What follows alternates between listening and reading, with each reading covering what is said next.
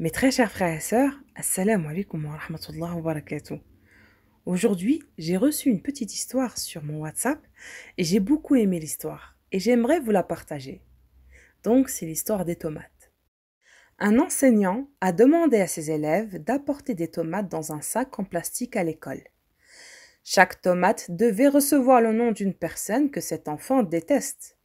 Donc, le nombre de tomates serait égal au nombre de personnes que chaque élève déteste. Le jour venu, tous les enfants ont bien apporté leurs tomates. Certains en avaient 2, certains en avaient 3, d'autres en avaient 5 et d'autres encore en avaient même 20 en fonction du nombre de personnes qu'ils détestaient. Le professeur leur a alors dit qu'ils devaient porter des tomates avec eux partout où ils iront durant 2 semaines.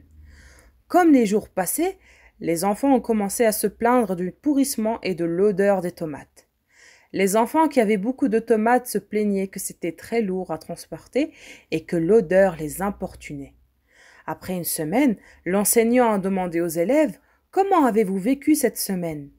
Les enfants se plaignaient de l'odeur horrible du poids lourd des tomates, en particulier ceux qui portaient beaucoup de tomates.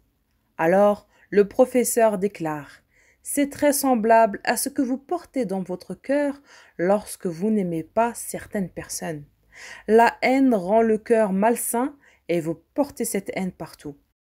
Si vous ne pouvez pas supporter l'odeur des tomates gâtées pendant une semaine, imaginez l'impact de l'amertume sur votre cœur pendant que vous le portez tous les jours.